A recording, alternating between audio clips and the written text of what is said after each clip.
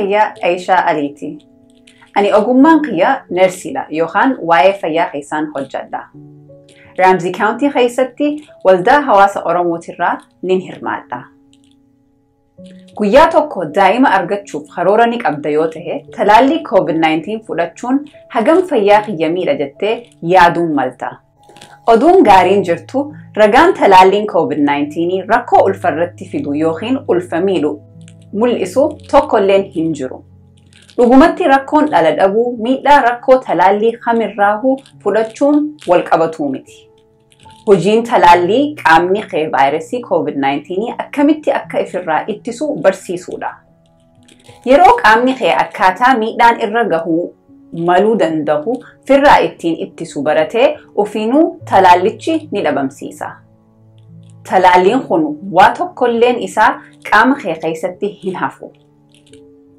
يادوون واي تلالي في حرماتا يوخان دهمسا قباتشون هما ركو هنقبو هرماني فيا خينيا خيستي هدو فرديدا واي تلالي كوفيد-19 في ألفا لالجيسي وديفنو دبلتا أركتشوف وغيسا يوخان دكتورة خيولين حاسوي قلتهما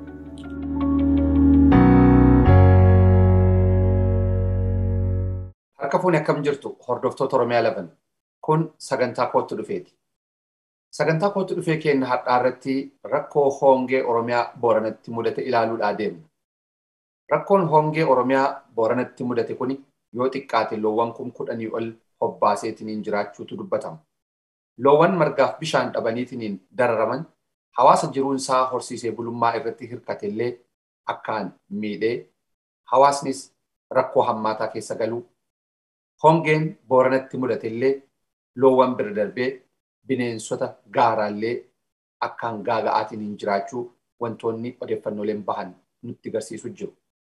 Dhimmi kuni Hongeen Booranatti amma deddeebi'eetiin dhaga'amu kuni rakkoo uumaa qofa moo rakkoolee nam-tolcheellee of keessaa qaba. Seenaa rakkoo kanneen ittiin furuudhaaf deemamu keessaa moo maaltu hojjetamuu qaba kan jedhu as biyya United States kutaa biyya Seattle irraa nam tokko affeeradheetiin jira. Afatu qaallichaa jedhama. Afatu gama OROMIA11 sagantaa kootu dhufeetti baga nagaan dhufte. Baga nagaan nu eddan isinilleen fayyaa taa galatoomaa. Afatu Booranni horsiisee bulaa Boorana qofaa miti Oromoon garri baay'een horsiisee bulaa Boorana Gujii gara Baalee akkasumatti ammoo Karrayyuu yoo deemte hedduun daangaan Oromoon marsameetiin jiru horsiisee bulaa. Haa ta'u garuu dinagdee isaa inni irra dhaabbate kana yeroo hundaayyuu bara gaaga'amatu mudata. Gaaga'amni kun ammoo hongee yeroo baay'ee gogiinsi dhufu margaaf bishaan dhaban. Mee seenaa kanarraa waan yaadattu durii ijoollummaa kee irraa waan muraasa nuu kaasii achi dhawaataan maaltu waan kana fideetti seenna? Galatoomii dhugaa akkuma tette hawaasi keenya gama kibbaa jiru kun irra guddaa Karrayyuu irraa jalqabee haga naannoo Hararii Baalee gama Booranaatti jechuun kunniin lafa gammoojjii irra qubataa lafti gammoojjii kunniin gisee akkuma tilleen tutte qonnaaf laftaatu miti lafa horiif taatu roobni laftana ammoo dikka jechuun seasonii lama qabaa tokko gara waggaa gannaa fi agayyeedhani. Kunilleen ammoo yeroo tokko tokkotti oolaa yeroo tokko tokkottu qallataa roobi lafaa diqqaa. Ummati ammoo waan qonnee fi horii jireenyi isaa guddaan horii kanattidha qaba.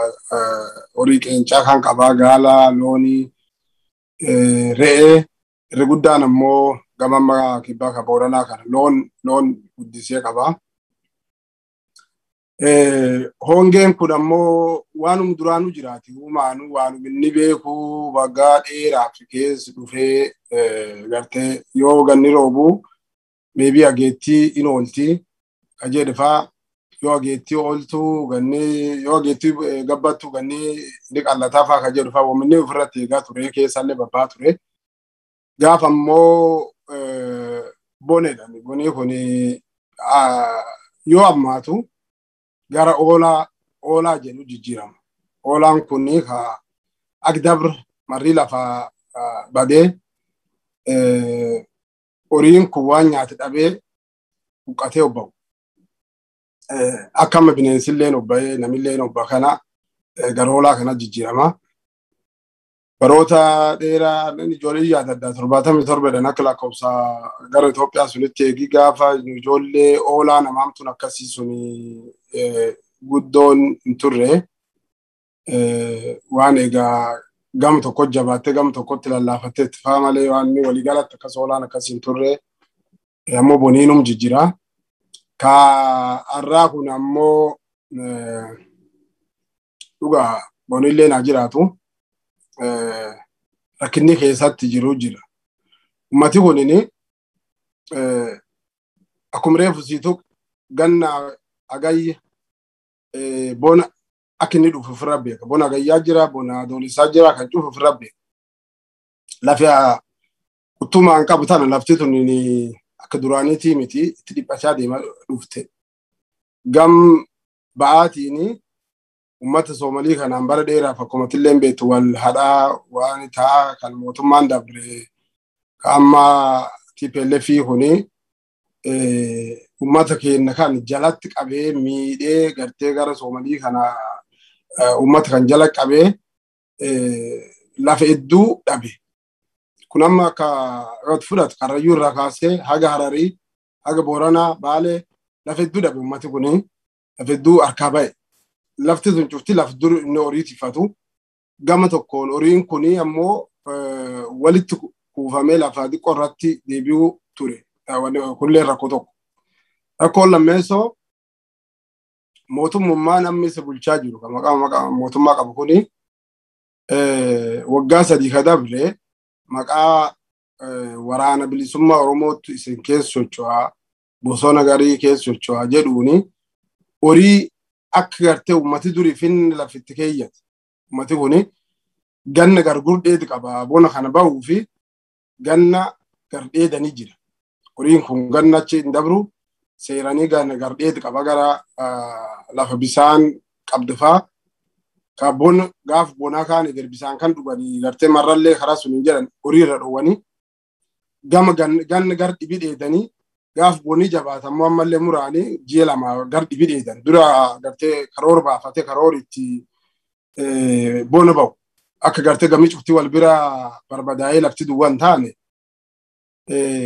karoor keeyyata qaba. Horiin gam suni godaansiisanii gam tokko deebisan yoo ganna yoo bona ammoo gama kaan dhibii dheedan ammallee garma kaan marri citaa waan jiruufi dheedan karoora kana qaba. Karoor kan cufu jalaa balleessan jechuudha. Waraana bilisummaa Oromoo tachi jira gar warri barbaadetti godaansisanii gar warri barbaadetti dhowwanii ummata walitti oofanii safara qubsiisanii soncallaayyuu miti akka inni tikateeyyuu noo baafanne qottoo guuree amma yoo ati social media kan irratti suuraan fudhachuuf jirti bantee laaluu abbaan fedhin danda'a. Haga qawweeyyuu miti dhagaraa faa qottoo faa guurratee ummatii abaa'oo barbaadiyaa ni halkan guyyaan jireenyi isaatu kan ta'e jechuudha. Bonaan duratti iyyuu ummati kun inni dhibamaa ture guddaa keessa ture hin qotatu biyya xixiqqoo qabu dullachi loonii horii dhalhaa gartee sila harka namaatiin wanni ohaafa aman kan tokkollee wanni godhuu hin danda'u guyyaa guyyaanii faraqaan deema jechuudha. Faraqaan qottoo fudhatee yookaan maani fudhatee abaa'oo barbaad deema. Albulaa daandii eegaa daandii harmaatiin abaa'oon harmaan namni siin itti seensa. Akkas godhaa jedhanii dirqammoo waama uummanni ofii isaatii godhu wanni kun. Dirqii kuni akka dirqiin oofani jechuun namni jireenya ofii dhiisee jireenya jabaa sun dhiiseetiin wanni ta'u hin jiru. Mootummaan kun humna hidhatti qabaa kan leenjifatee daangaa isaa eeguu fi laftan eeguu fi humnuu fi qabaa. Humni tanatti hin gargaaramu ammoo uummata kana maqaa abbootiin gadaa ooftuuni maqaa abbootii qabeenyaatii yookaan bulchitoota kaabinee baan isaanii kanaan dhiibaa oofa jedhaniitiin tanatti duriyaa tanatti dudduubatti boqotee wanneedha kanatti oofa. Jireenya akkana keessa ture jechuudha. Uummati jireenya akkana keessa turu hongeen kun itti dhufte. hongeen gaafa dhuftammoo horiin akkuma reefansiituu horiin gara durii bobba'u gara durii nyaata kaachuu barbadeesse karoorri durii inni keeyyata kan harka bade ummati kun dhiba akkasii keessa dhibiitti daddarame tanaaf hongee gara uumaa waaqaan itti dhuftu kam durii inni beeka kan qofa doon ta'ini harka namaa harkummaan gartee mootummaa maqaa warra sila bulchuu kan akka jira jechuudha. Gaafa ammoo ummati kun dhibameetiin dhiba kana kan erga ullee yoo dhageenyu kun taa'eetum daawwatee haga ummati cuftuu obba'ee yoollummaan dardara kun gartee itti dhagaamteetiin karaa cufaan eeddee dadhabdennaan ummata Oromoo bakka inni jiru cufatti tiyyite kana geettee hongee tana. Mee achitti afatu fakkeenyaa fi sagantaatti adda qoodeetiniin lafa dheechifataa ture jette horsiisee bulaan kun lafa durii al tokko dheechifateetiniin margirraa badirraa marga kaanitti deemuudhaaf gaafa ta'u waraana naannoo san jira jedhanii dhoogguun kun namatu dhaqee waraanatti makamaaf moo waraana bilisummaa Oromoo achi jirutu ummata kana miidhaaf moo maali wanni irraa dhoogguun barbaachiseef bakka silaa namni dhaqeetiin dheechifatu san? Yaa gaafii dansa. Wanni warri irra dhowwuu fi tokko namni horii tikatu kun achi yoo deemu waraana kanaan wal qunnamaa. Waraanni sinama waan akka urkeechi sadibii miti yoo barbaade bakka isaan jiraniyyuu eessa akka isaan jiranillee hin beekane kan isaan mariisi. Garuu ilaalchi isaanii nami horiitis kuni odeeffannoo warra kanaa kenna warra kanaa wal qunnamaa uummataaf warri kun hariiroo isaan jidduu jiru walanqisu akka warri barbaadu tokko kan. Kalmeessoo loon kuyyoo isaan achi bobba'anii maybe waraanni bilisummaa Oromoo yoo beela'e ta'e keessaa qalatee fa nyaata ibichi tokko fa keessaa qalatee nyaata gaafa kan ammoo yaa wareega tokko wareegaa argatanii kanaafuyyuu ummataaf waraan kan walanqisu kaan wanni guddaan isaan laalan ummati kunaaf waraanii wal dhageettii waan qabuuf odeeffannoo teenne waan ummati dhaqee warraa kennuuf walanqifnaa kan jedhan jechuudha. Kanaaf akka namni aga danda'u fuula waraanni sun jiruyyuu horiif namillee fuula ittiin deeffannu tolchan. Inni gara biraa rakkoon tuni erga dhagahamte ji'a caalee jira. Yeroo ji'a caalee kana keessatti gama godinaatii haa ta'u, gama naannootii haa ta'u, gama federaalaatii haa ta'u gargaarsi haga ammaa ifatti ummata san dhaqqabe hin jiru. Mootummaan silaa waan kana seektara qoratu hongee yoom dhufa. Hawaasni waajjira horsiisee bulaallee qaba waan ta'eef silaa akka caasaa mootummaatitti horsiisee bulaan kun maalirra jira jedhee yoo ofiillee dadhabe qaamolee tola ooltotaatiif ulaa banee akka isaan gargaaraman gochuu maaliif dadhabe? Maaf gargaarsi dhaqqabuu dadhabe? Kun amma akkuma reefullee tuqe mootummaan kun qaama dhimmi ilaalchisu qaamni silaa gartee namni cufteeyyuu waa hojii ofii qaba. Waajirri kamuyyuu hojii ofii gargaraa qaba. Ummatii qotatee bulu lafa jiru keessatti ummati akkuma taati jira. Garuu waan lafa sun keessa jira waajirooti jiru mana barumsaa waajirri barnootaallee jalqabi waan dhibiriisi waajirri fayyaa ka horsiisee bulaa kan dhiisi cufayyuu kontrool mootummaa jala jira. Konkolaataan isaanii yeroo barbaadanitti waraana faatee deema. Inni joo labsuun keessa sochootuyyu yeroo barbaadan akkasitti konkolaataa warraa fuudhanii humna waraanaa akka barbaadanii kontroolan jechuudha. Abbootii gadaa jaarsa lafaa namoota sila diqqoo tokko uummata kan keessa wayyaa jedhaniiti ilaalan yookaan warra garaan bitan hin ta'in kaan ka dhugaa tokkolleen fulan qabu dhugaan tokkolleen dhibiin qabdu kaan ammoo cufa kontroolanii jiran. Wannummaa namni dandammi namni dhabeef gartee dandammiin hin jirree fi gadarra jalqabi jaarsa lafarra jalqabi dhugaan hin jirtu wanni cuftir kontrool isaanii jala jirti jechuudha. Yeroo barbaadanitti uummata kana baasanii akka fedhan godhanii waajjira amma horsiisee bulaa ta'e kana yeroo barbaadan warri kun cufti kaabinee mataa ofii danda'e kaabinee mootummaati. Ujuumtara iyyuu hin argata yoo ati miseensa warraan ta'in yoo ati jala hin dedeemin fulaa diqqum tokko goomtu hin argatan. Kanaaf warri kun cuftinuyyuu kontroolaa isaanii jala jira. akka barbaadanii godhan gaafa isaan socho'an gaafa isaan hin socho'an walgahii gaafa isaan uummata baasanii yookaan uummata kan gargaaraa jedhanii gargaaran yoo isaan hin gargaarin maqaa waajiraa tachisaa malee hojiin cuttita isaanii jechuudha.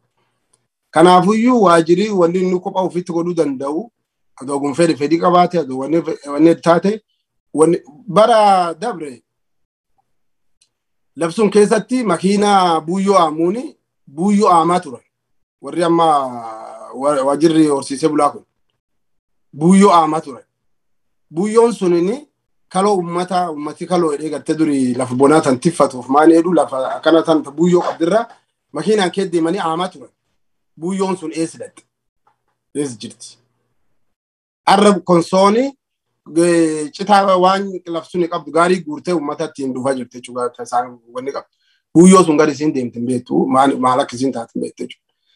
Kanaaf yoo tii gabaabse wanni cuftinuyyuu kontirool barraa jala jirti. Lafti sun lafa dhugaanii dhiphatte. Dhugaan jirtu fulan qabdu. Dhartii qawwee qabdi, humni qabdi, beesee qabdi, gabbattee garaa baaftee yaati. Tanaaf dhugaan achi keessatti fulan qabdu. Warri dhugaa kasila waan kan argee waan kana tokkolleen sagalee hin qabu.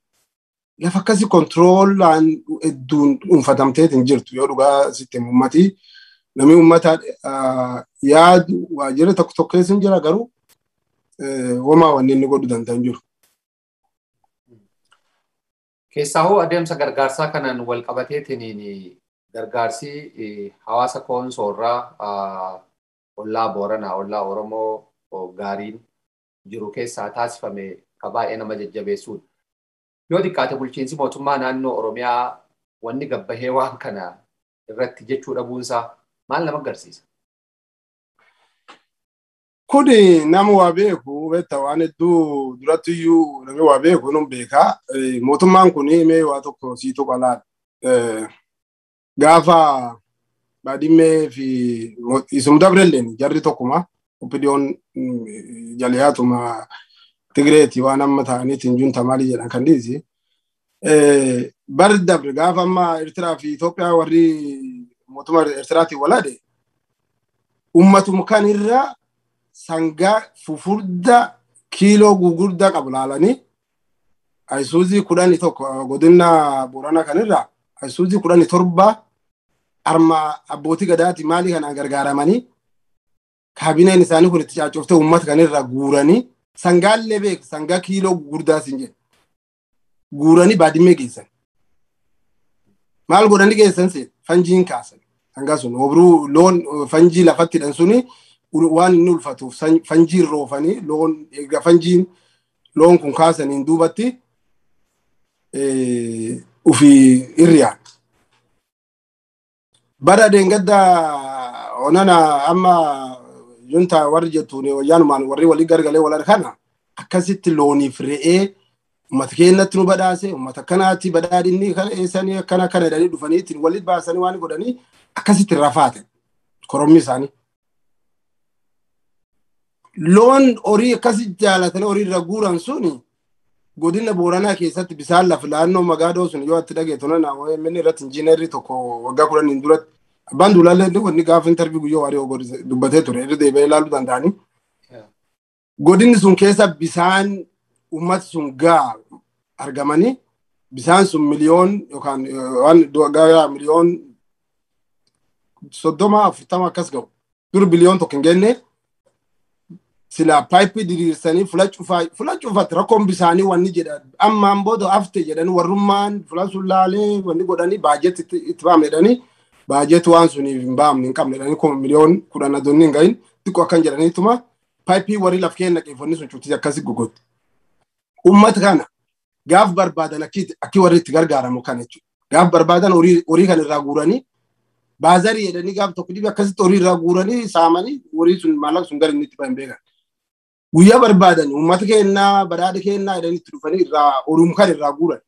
Gaafa inni du'ee horii isaa waliin du'ee rakkoo akkanaa qabammoo ijoolleen reefansiin jedhtuun mootummaatti iyyaa dhaqanii warra maqaa mootummaatiin nama Finfinnee ciisu sunitti iyyaa dhaqanii tokko nama sochoo dhabanii gad baateetiin wareegama jiruuf waan feetu fudhateetiin uummata Oromootti hiite uummata laf jiru cufatti hiite jechuudha. Akkasitti uummati kuni erga uummati birmatee gar danda'aniin bir dhaabataniidhaan kan ammaan tana yoo barbaada gartee carraaqqii maali jedhan malee afaan gabaabootti kana dhimmi uummataan qaban dhimmi isaanii kan biraati.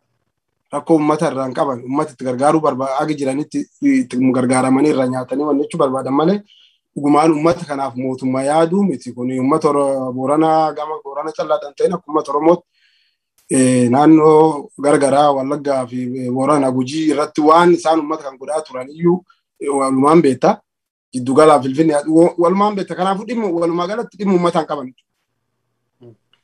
Mee gargaarsa kana amma mootummaan callisullee hawaasni akkuma reeffati kaastee sadarkaadhuma nama dhuunfaatti jalqaba duulli eegalamee duula eegalame kana keessatti Oromoon bakka jiru namuu waa walitti guggumaachuu ka'ee gama biyya keessaatii jaatanii maskaramii fi firaa'ool akkaawuntiis bananii manguddoota illee dabalatanii duula taasisaniin haga miliyoona 2.6 jala walitti qabameetiin jira biyya alaa kanaallee Habtaamuu Abdii GoFundMe meeqarra ga'ee jira amma?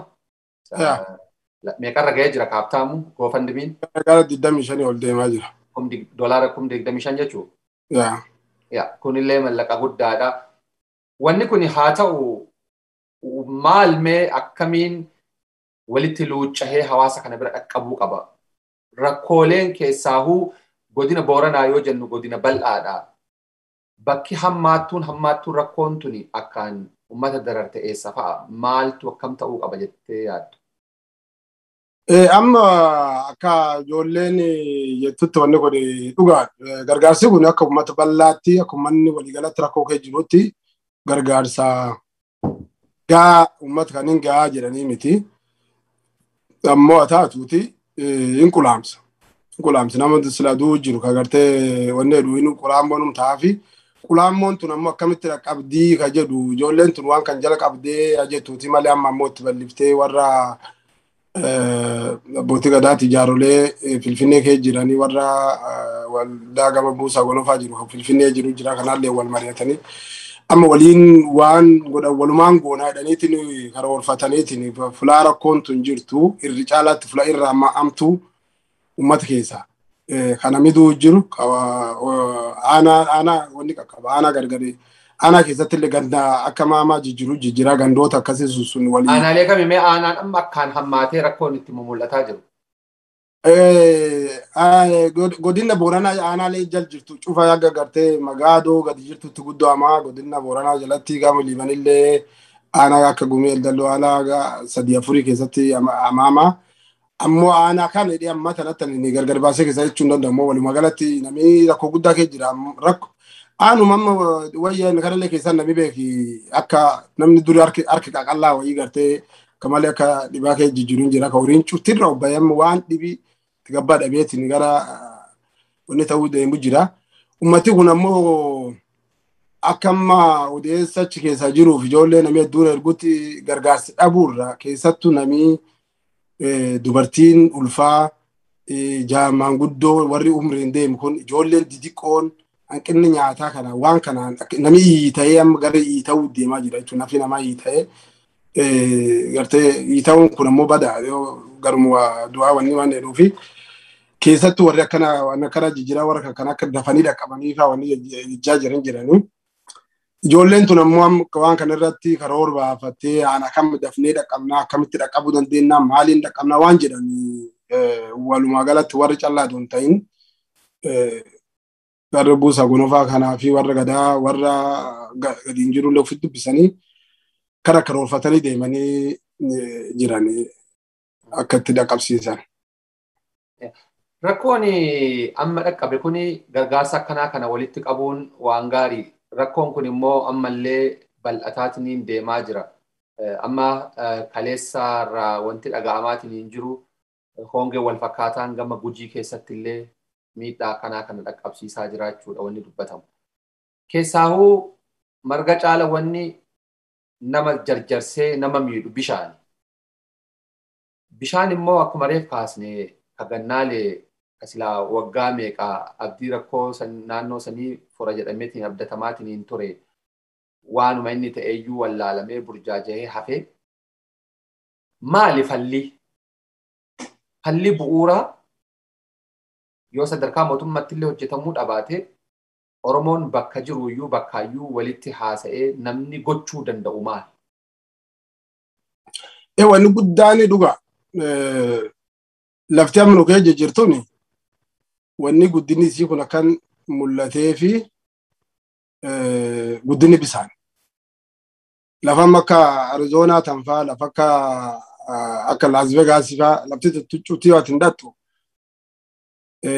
gammoojjii laf bisaan keessatti arganii miti. Ammoo bisaan Colorado farra fallaansanii daam guddaa midhaasanii bisaan kun laf dhibii fidanii mata labsuun ogummaa beenni kaan itti gargaaramutti itti gargaaramaa jechuudha. Kun lafa mootummaa qabdu lafa agartee itti yaadaniif. Kenna lafa uummata raachuu jiru kana bisaan gannaalee keeyya. Bisaan maddi laf jala dhiisi. Laf jalaa kaase lafa geessanii laf jala qotan lafti dun diqqum yoo qotan tuutii jalisii lafa bisaan hedduu qabdu jira. Galaanii keeyya osoo hin jedhu. Gannaalee keeyya. Gannaalee kiiloomeetira gabaabaa nageellee irra yaa'u nageellee gogoddu. Kama reefu jennu sun kasilaachi harkisaniitiin galchanii labsuun uummata sunii wanni godhan. Lafun Booranaa tan lamaan dirreef liiban jidduu galaana yaa. Galaan daawwaa yaa. Galaanni kunini diqqoo tokko yoo ati paayipii tokkoon yookaan waan diqqoo tokko jenereeta guddaa tokko fuuteetiin ol dhoofteetiin jette areeroon achiin gabbaa'ee uummata kanaan irra fagoo dhibii laf jiruu miti lafa halluu tanaan. Ummati malka gubaa qubatutti galaanii keeyyaa ammoo diqqoo horiin irra obba'ee dheebuun du'aa jira. Galaana keeyyaa. Duuba yoo mootummaa qabaatu humniti namaa gartee wanni waan cufaan wanni amma koonteen guddaa uumu cufaan iyyuu mootummaatti kan nu godha kana eeggachaa jira. Mootummaan takkumaayyuu uummati keenya akka Oromootti mootummaayyuu horatee hin beeku. Mootummaa isa gargaaran malee mootummaa isa waa bahu godhee hin beeku hin jiru. Jaldeessaa fi saree durii aanaa walii kennanii fedhe. Jaldeessi waan godhu harki isaa kana kan keekaa'ee yoo inni addaatu waan saree dur qabaa sareen harki isaa irraa abdii inni ammoo gajjedhee aanan sun keessa tuutis keessa fooqis. Harki nu warraabsisanii beektaa waanuma qabnuun akkam fuudhanii harka dhaanii harki nu warraabsisanii nama silaa wanni kaan kaabineef garaayaa kan arraabsisanii kunini kanatti uummata miidhaa kanuma nuuf fakkaata malee mootummaa orannee hin beeku. Qabeenyi keenya gadi isaanii deema. Waan nu qabnu lafaa fi albuudaa fi waan gujii keessa bahe waan akka kan hin beekta. Qabeenyi qonnaa akkasii duuba harkumsuun nu arraabsisan. Amma wanni jiru ummati tanirraa barachaa deemuu malee keessattuu warri biyya alaa jiru kuni gartee organization tokko dhaabanii kam duraan jiru illee jabeessanii akkamitti uummata kana bisaan lafa kee jiru kan baamna akkamitti waa tattaaffannaa uummata kanayyuu akkamiin horii irraa danda'an illee waan godhanii isa warra aga warri kun harkaa qabu sun amma taatu waan danda'an walii guuranii ufii keenya akkamiin waan tokko hojjechuu dandeenyu akkamiin wanni godhan amma akka reeffattutti karrayyuun beelaa dheebuu akkas obbaa jirti. Waanuma uummatni Booranaa keessa jiru kan keessa jirti. Gujiin gama takka hin beelofne gujiin takka beeloftee hin beektu. Waan beeleedhaan hin agarru. Maal innaan lafti gujii jiitu buna qabdi sagalee obruu qabdi. Tabu akka gammoojjii kee gama Booranaa kanaa miti wayyaa takka hin beelofne. Wanni irra gujii beelesse waanuma reeffan tokko sun. Waraana bilisummaa Oromoo san keessa yaa'u jira. Akkana ta'uu qabdan ummati wanni ummata harka qaba sunuma. Beelti wanni harka namaa kee jireenyuu fi lafti durii takka hin beelayin iyyuu kabona iyyuu waan hin beekne iyyuu wanni siin miidhamaa jirtuu fi rakkoom sun. Kanaaf ummati kun aga danda'u waa jalqabatee waan gartee fula cufatti birmaata kana akka guyyaa waa dhalatan guyyaa waa uumaman calla reemne kanaa miti. Adoo lafti nagaatu waa jalqabne ummati kana waa yayyabanii yoo danda'e ka warri nama yoo hojjechiis taate bisaan sun faa diriirsanii fi tattaaffii wayii goggoduutu wayya malee ummata mootummaa wanuu godha mootummaa maanii nu godha maaqiyaa roobii ofirraa ta'ateteen yoo ka jenne taate barbaraanii akkanuma guyyaa cufaa yoo barii kaan dhufa akkuma miteenne asuma kana rakkoo dhufti cufirra taasisuuf deemna furmaata tokkollee wanni nu argannu hin jirtu. Mootummaan kun waggaa dabre kana guutuu tokko mootummoonni addunyaallee kan ittiin naannoo Tigraayitti isa himataatiin turanii beela nam-tolchee yookaan ammoo ilmi namaa akka beelahu beekaan irratti tolcheera. Ilma namaa beeleesseera. Beela kanallee akka meeshaa waraanaa tokkotti fayyadamee hawaasa ittiin cunqursuuf oolcheera waan jedhu ture. Tarii naannolee waraanni bilisummaa Oromoo keessa socho'aa jedheetiin mootummaan himatu kana hawaasni naannoo sanii akkas dararamuuni akka beelli kun meeshaa waraanaa gambiraatti hawaasa ittiin cunqursuuf oolaa jira jechuudha. Kunini waan ifaati. Jecha tokko qaban waan isaan paarlaamaa keessatti dubbatanii ummata kana galaana gossuu fi qurxummii balleessuuf galaana gossuu kan jedhan sunti jira jechi isaan dubbatan. Sunuma wanni amma deemaa jiru. Karaan danda'amu karaa warri godhuu danda'u guddaan wanni warri akka itti gargaaraman jechuudha. Manni akkana rakkatee dhibamee harki isaaniitti sila deebi'ee gama tokkotti wanni godhanii gargaarsi namni beela'ee harka warraatti deebi'uun akka carraa warri gargaaree tokkotti laalan. Gabaabaatti guddoo kee dheeressu hin jiru. Akka carraa warri gargaaree tokkotti laalan. Kanaaf uummata rakkataa jiru. Ofii aduu danda'an iyyuu sila qara fixaa jiranii jeesaa jiranii rakkachuu uummati kun rakkatu sababa hongee yookaan sababa biraa ni rakkatu akka carraa fudhatanii ilaalan malee akka wanni miti jechuudha gabaabaatti kun warra carraa. Kanaaf ammoo ragaanii jechisaan jedhan sun gabaabaatti. Inni rakkoo kanaan wal qabateetiin walumaa gala akkuma reef kaasaatiin hin turre yeroo Haile Sillaasee illee yeroo Dargii illee yeroo Wayyaanee illee ammallee inuma dhagahama rakkooleen deddeebi'eetiin rakkooleen akka kanaa mootummaan yookaan warra isa mormu ittiin bukkaamsuuf yookaan maal na dhibdeedhaan laaluun wantootni akkanaa irra deddeebi'anii mul'atan kunni akka reef jettee tokko mootummaa eegoo osoo hin taane namuu waa gochuu namuu waa walitti dhufuudha. Waan akka amma duulaan rakkoo dhufte tana hatattamaan ibidda dhaamsuuf fiigamu kana caalaa rakkoon bu'uuraan furuudhaaf yaada sanirratti ammallee osoo sirriitti deebiteetiin dhaamsallee waan namni illee osoo godhe jettullee qabaannaaniin achirratti osoo bal'inaan rakkoo kana furuudhaaf namni biyya alaa jiru kun illee dhaabbilee garaagaraa qunnamuu danda'a wanta garaagaraa osoo achirratti wanni kaasuu dandeettu jira. Maqaa akkuma reefu jennu wanni mootummaa irra eegan jirtu mootummaa jiraa miti. Uummanni baqatu kuni uummanni biyya alaa jiru kuni jaalatee biyya alaa yaani anaaf si dabalatee carraan biyyi sun keessa nu baase abdii kutanne waan ta'an dhabnee biyyi san irraa baqannee namni biyya alaa jiru kun guddaan isaa biyya alaa tanatti dansaa yookaan teenirri dansaa jiin jaalannaatii miti. Maatii fudhatee namni biyya baqateetiin argamu jiru. Namu hawwii biyyi suni hin qabaa namuun beekaa ammoo mootummaan kam nu baqannee biyya baan sun har'allee wal harkiseetiin arma gahe. Haile Sillaasee mililikillee irraa baqatu abbaan baqatee wal dura duubaan baqatuuti. Isuma sunitti har'allee itti jira. Har'allee namni baqachuu jira. Kan itti baqatutti bishaanumaan irra yaa'eetiin obbaa jira. Duuba inni biyyi kee jiru carraan dhibiin inni mootummaa irra eegin jirtu mootummaan sunuma mootummaan kaba kalee jeesee biyyaa nu baqachiisu malee ka biraan jiru. Uummatni sun ammoo guyyaa cufa rakkoo dhufe bonaa dhufe horii walii guurraa maanii goonaa callaa doon ta'anii akkuma gartee furmaanni bilisummaa mootummaa kan hundaan buqqiftee gar bilisummaatti dhufuu gartee garbummaa keessa ba'uu fi furmaanni isa bilisoomu humnaan bilisoomuu suni rakkoo bonaa rakkoo hongee tan buqqisuu fi furmaanni isaa waan amma rakkoo tana gaafa hongeen rabbirraa bonni dhufee jedhu kan uummanni kun itti dandamachuu danda'u tokko laf kaa'u tokko kan keessa tokko bisaanis jalqabaati. Citaalleen gaaf bisaan jiranii baasuu dandeetta yookaan humnaaniyyuu obruu yoo bishaan labsuun kee jiraatan namni obruulee obratee dallisii wayii midhaafatee waan fedhen uf jireessuu danda'a. Timaatimii waan tokko waan xixiqqoo tokko obrate.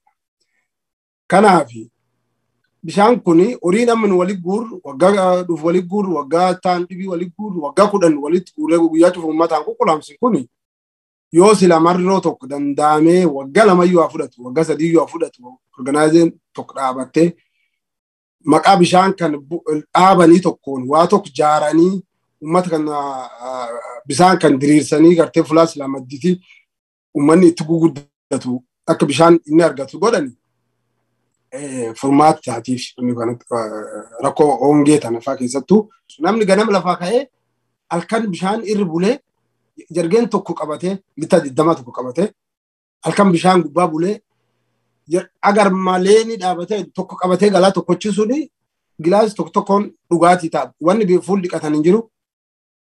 Wanni nafi dhiqatan dhiis fuula wanni dhiqatan hin jiru. Garuu dhugaatii qofaaf halkan irra bulanii achi galan jechuudha. Kanattu dhiqaata yoo waan akkasii gartee ka godhan taate rakkoo bishaan dhugaatii fi maalii jettu kanattu dhiqaata. Kanaaf uummati keenya yoo danda'anii waan kan godhani at least furmaanni waan kanaa furmaanni hongee kanaa bishaan lafsunitti argamu lafti tun gammoojjii bishaan yoo danda'an paayipii kan diriirsanii yoo dan fulaa tokko irraa tokko dabruu danda'anii gande tokko 2-3 yoo dhaqqabanii ammatti yoo dhaqqabanii isaaf illee itti yaadanii gaafa biraa itti godhanii jedhanii rabbiilleen duddubumaan jira jijjiiramni biraallee rabbumaan fiduu danda'a yoo kan godhan irra bu'aa ta'uu danda'a jechuudha guddaatti. Keessattuu bishaanuma akka gannaalee kan fa'a bishaanuma akka daawwaa kan fa'a karaa tokko kan ittiin jallisan kan ittiin yookaan mashiinii wayii guddaa wayii tokko barbaadanii ittiin dhaanii uummata kana adoo lafti dhagaatu iyyuu taankii guddaa wayii midhaasanii itti uummati wanni itti ta'uu danda'u fa'a yoo midhaasan irra bu'aa guddaa ta'uu danda'a jechuudha. Kanatti yaaduu malee Oromoon. Ayyee baay'ee ulfaadhu galatoome.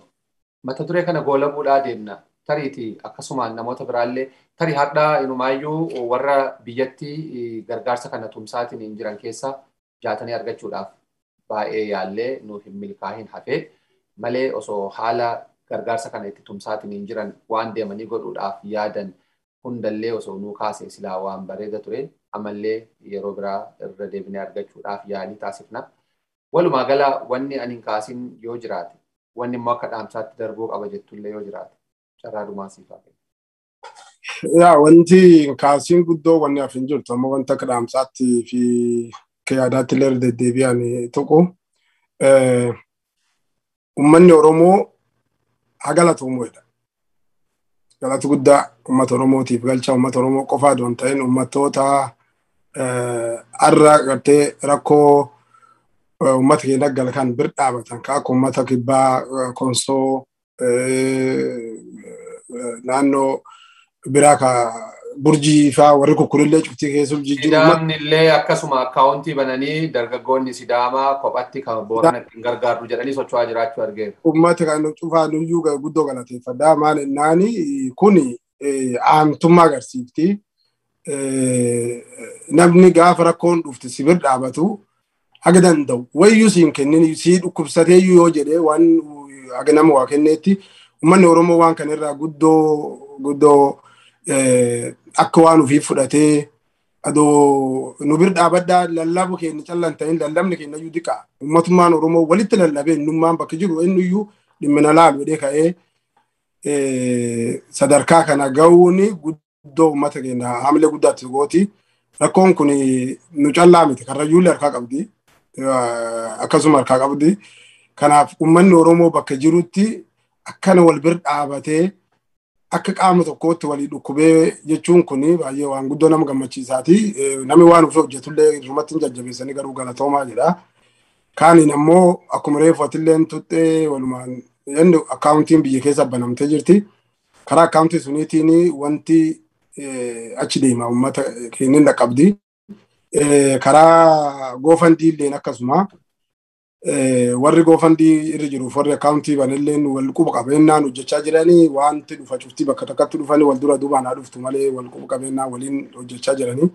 Kaan karaan lammee sadeessoo ka jiru namni akka koominitiitti ganda kee jiru keessatti walitti dhufee waa walitti bubuusee jechuu jira.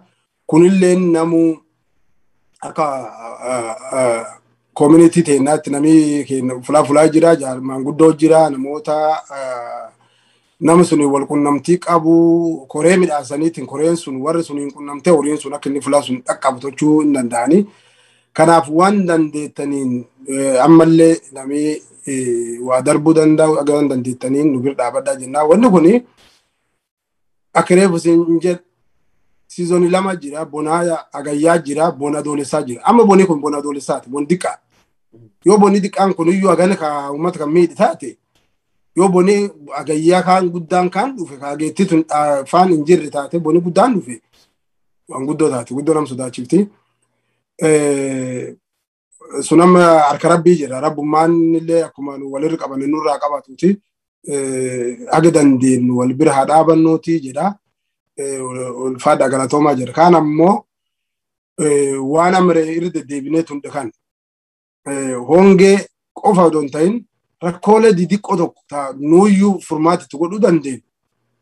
Yoo silaa walitti dhufnee tokko taanee wal qabannee furmaatitti goone uummata keenya akka tokko dandamachiisuu dandeenya. Hongee tanaan waan hongee haasaa jirruuf akkamitti waan bishaanii waan gara garaa kaasaa jirre malee rakkooleen didiqqoon tokko akkasii hedduu jira. Uummanni keenya furmaatitti godhuu danda'u. Waan akkanaa kana mootummaatti waan akkanaa godhaa, maalitti waan godhaa aduun eeganne wal bira dhaabannee waan kan furmaatitti haa goonuuti. Warri waan kana dandeetti qaban NGO gargaraa dhaabannee yookaan waan organization wayii dhaabanii gartee waan kana irratti uummata fandii godhanii horii akkam guurraa walirraa guurree waan tokko godhuu irratti tattaaffannuuti. Rabbitti nama milkeensaa rabbi irratti kadhatanii ammoo tattaaffii haa goonuuti jedha. Galatooma gama kiyyaanii wanti guddaan dhaamu kanuma. Ulfaadhu galatoomii afatu qaallichaa dhalataa Booranaati. Booranaa keessaa hoo haala amma keessa jiru irratti maal keessa akka jiru kanaan dura maal keessa akka dabre rakkoolee kanneen fallee waan jennee dhimma kaasnee mari'atte irratti hirmaannaa guddaa yaada guddaa nuu kaasuu keetiin maqaa hordoftoota OROMIA11 ulfaadhu galatoomii bulii horiisiin jedha. Galatoomatillee fayyaa ta'a. Egaan hordoftoota OROMIA11 sagantaan kootu dhufee hongee Booranatti mudate wal qabateetiniin rakkoo sababoota isaatii fi sababoota rakkoolee kanneen keessaa hammeessanii hawaasni kun gargaarsa ittiin dhabe xiinxalleetiniin jirra. Gama deeggarsaatiin ammoo deeggarsi achi dhaqqabaatiin jiru kun maal fakkaata? Egareellee immoo akkamitti deemuu qaba kan jedhu haaluma wal fakkaataan hanga rakkoon kun bu'uuraa furamutti wal duuka buuneetiniin isin biraan gahuudhaaf yaalii taasifnaa. Kanadhaa kanumaan goolabnee irraa ulfaadhaa galatoomaa bulaa horaa fayyaa taasisaniin jenna.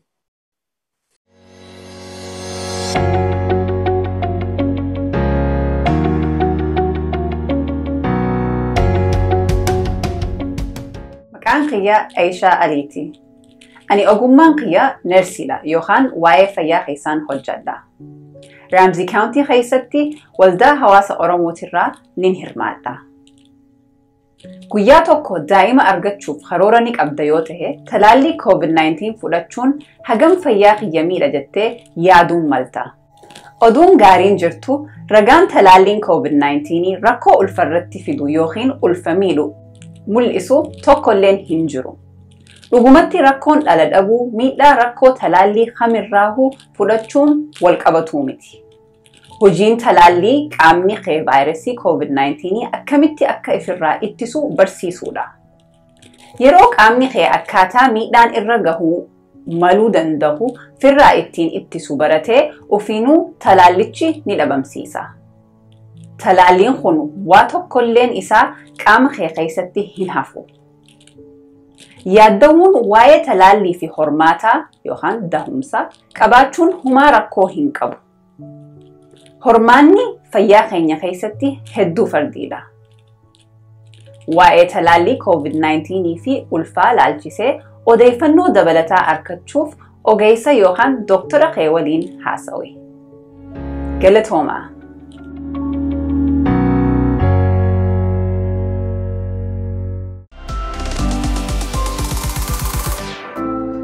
OROMIA11